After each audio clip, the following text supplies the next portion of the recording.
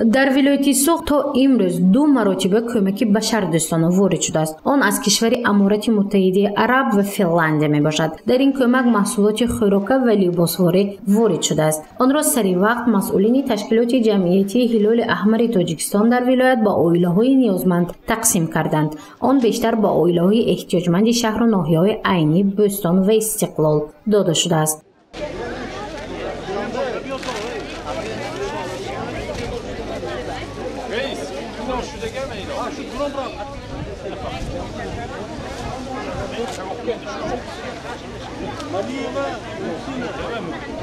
дар асоси созишномаҳои дуҷониба аз тарафи Кумитаи марказии ҷамъияти Ҳилоли Аҳмари Тоҷикистон ва маркази имдод ба корҳои башардӯстонаи Шоҳ Салмон ба 9654 нафар дар ҷумҳурӣ маводи озуқаворӣ тақсим карда истодааст, аз ҷумла ба вилояти Суғ, яъне ба 3 шаҳру ноҳия, яъне ноҳияи Айнӣ, шаҳри Истиқлол ва шаҳри Бӯстон.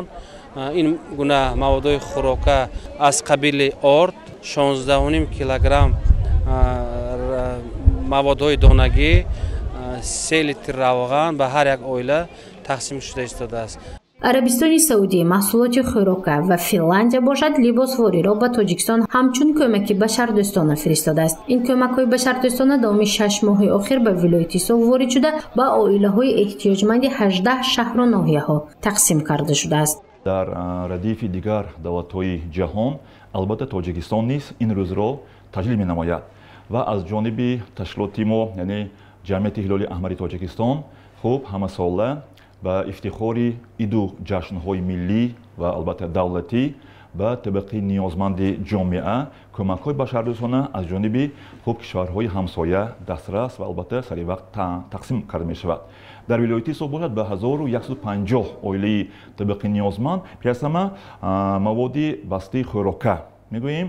хуб дар намуди орди гандумӣ мегӯянд 50 килограмм, равғани растанӣ хуб 3 литр, хуб биринҷ, шакар, макарон ва чойи хушк, хуб намак, уман дар маҷмӯъ 16.5 килограмм маводи донагӣ мегӯянд ва албатта хуб гуфтем орду равған тақсим карда шуд.